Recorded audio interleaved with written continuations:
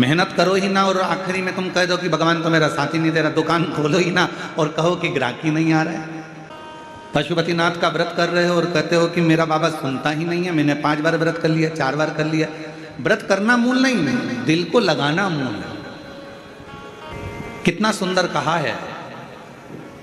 सोमवार का व्रत है, पशुपतिनाथ का व्रत है, 16 सोमवार का व्रत है, संकट सोमवार का व्रत है, प्रदोष का व्रत है, शिवरात्रि का व्रत है।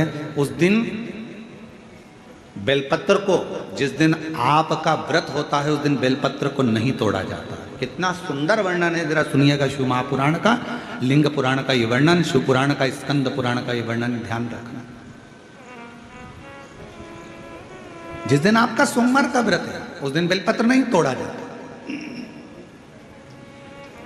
जिस दिन आपका पशुपतिनाथ का व्रत है उस दिन आप बेलपत्र नहीं तोड़ोगे वृक्ष से।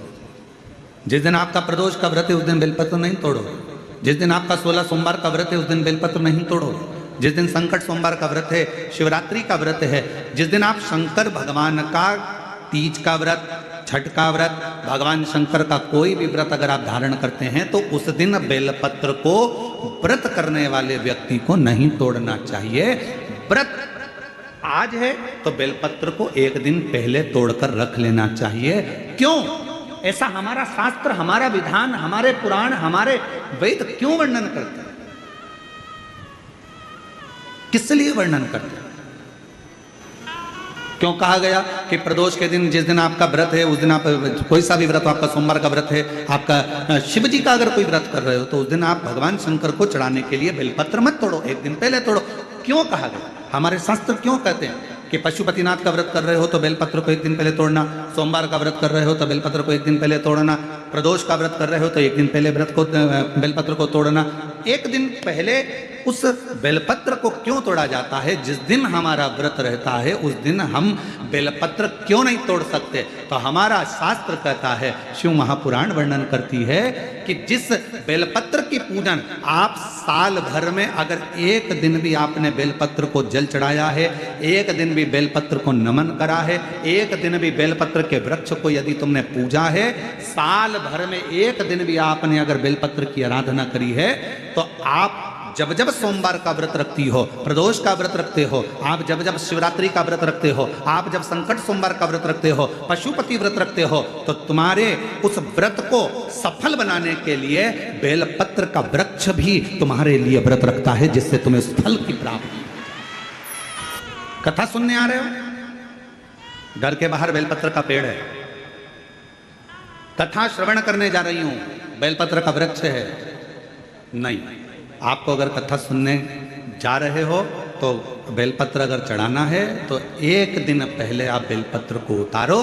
कथा सुनने के लिए जा रही हूं और बेलपत्र रास्ते में से तोड़ लिया, कथा में जाकर बैठ गई, बेलपत्र शिव पुराण को समर्पित कर दिया या कथा में समर्पित कर दिया, या विचार करा कि मेरा बेलपत्र व्यासपीठ तक जाएगा, झोली में डाल दिया। ध्यान रखना, कथा सुनने के लिए आ रही हो, सामने बेलपत्र का वृक्ष दिख गया, उसको झुककर प्रणाम करो, नमन करो और कहो, मेरे बाबा, मेरे शंभु, आपका दर्शन कर कर जा रही हूँ। मैं जानती हूँ इस बेलपत्र के वृक्ष में गौरी शंकर हैं, मैं जानती हूँ इस बेलपत्र के वृक्ष में नारायण लक्ष्मी है, मैं जानती हूँ इस बेलपत्र के वृक्ष में 64 योगनियाँ हैं, मैं जानती हूँ इस बेलपत्र के वृक्ष के तने में स्वयं कुबेर बैठकर साधना करता है। इस बेलपत्र के वृक्ष को मैं नमन करती हूँ। बाबा, आपसे प्रार्थना करती हूँ कि मैं कथा सुनने के लिए जा रही हूँ, जब मैं कथा सुनकर वापिस आऊँ ना, हे बेलपत्र महारानी, हे बेलपत्र के वृक्ष, हे शंकर, ऐसी कृपा करना कि मेरी खाली झोली को भंडार से भर देना, उसको नमन करो। और हम क्या करते हैं? कथा सुनने जा रहे हैं तो बेलपत्र का वृक्ष अपने आंगन में है या बेलपत्र का वृक्ष रास्ते में पड़ गया, 4-6 बेलपत्र तोड़ लिए, कथा में जाकर बैठ गए, कथा सुन ली, बाद में बेलपत्र समर्पित कर, ना ना ना ना, आते समय बेलपत्र को नमन करते हुए। कई लोग कहते हैं, गुरुजी हमने पशुपतिनाथ का व्रत किया, हमने 16 सोमवार करे, हमने सोमवार का व्रत करा, हमने प्रदोष करी, हमने बाबा की सोमवारी का व्रत करा, मेरा बाबा मेरे सुनता क्यों नहीं है? हम गलती कर दिए, हम जिस दिन हमारा व्रत था उस दिन हमने बेलपत्र को तोड़ लिया, उतार लिया, हम भूल गए।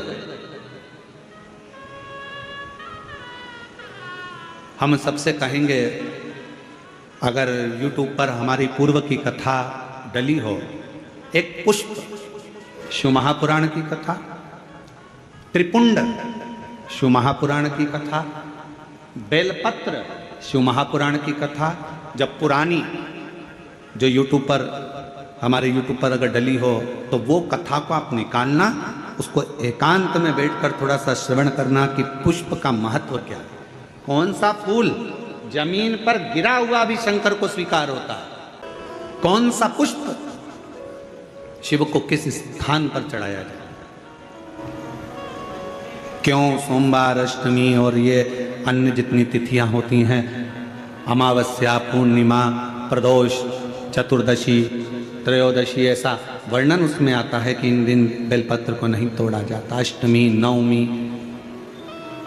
ये तिथियां हैं, क्यों नहीं तोड़ा, किस लिए, क्या कारण है कि इन तिथियों पर बेलपत्र को नहीं तोड़ा जाता। तो कहा जब हम रोज बेलपत्र को जल चढ़ाते हैं, शंकर की आराधना करते हैं, तो बेलपत्र के वृक्ष के नीचे बैठकर देवता भी हमारे कल्याण की कामना करते हैं।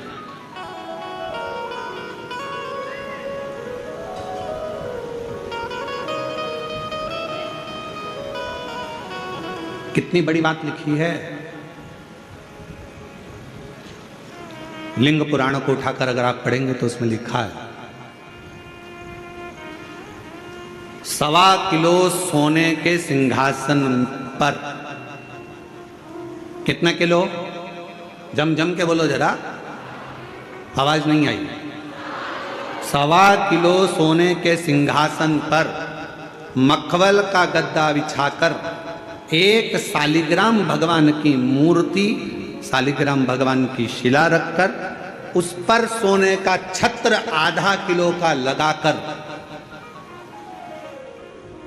हीरों और पन्नों से शालिग्राम भगवान का श्रृंगार कर कर किसी को दान करने का फल मात्र एक बेलपत्र शंकर के मंदिर में चढ़ाने से प्राप्त हो जाता है।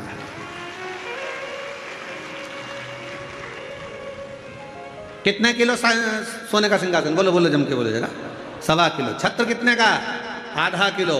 हीरे, रतन, माणिक, मोती, सोने से जड़े हुए शालिग्राम भगवान को सिंहासन पर रखकर दान करने का जो पुण्य होता है, 1000 अश्वमेध यज्ञ का बराबर का जो पुण्य होता है, हजारों सर्वोत्तम यज्ञ करने का जो पुण्य होता है, सोम यज्ञ करने का जो पुण्य होता है, वो एक बेलपत्र शंकर भगवान को चढ़ाकर भगवान शिव को अर्पित करने से प्राप्त हो जाता है।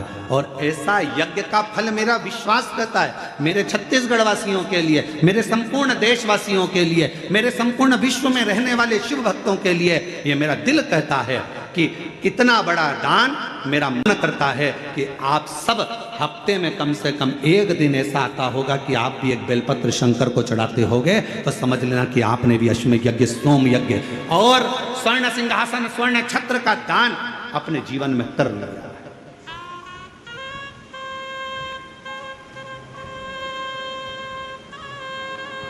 3 वचन भगवान शिव ने पार्वती जी को दिए हैं, सावधानी से सुनिएगा उन वचनों को।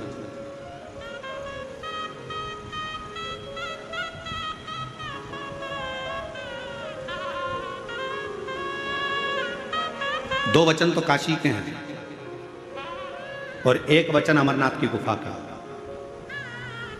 3 वचन मेरे भगवान शंकर ने पार्वती जी को दिए हैं, जिसमें से 2 वचन काशी के हैं कि काशी में शंकर भगवान से पार्वती जी कहती हैं, जिस पति पत्नी में आपस में झगड़ा हो उसमें प्रेम बढ़े, ये वचन दीजिए। शिव जी ने वचन दिया, पति पत्नी अगर झगड़ा करेंगे तो उनमें आपस में प्रेम बढ़ेगा, झगड़ा करने के बाद प्रेम बढ़ता है, स्नेह बढ़ता। दूसरा वचन दीजिए, काशी में अगर कोई मरेगा तो उसको गुरु मंत्र तुम्हें देना पड़ेगा, तारण मंत्र तुमको देना पड़ेगा।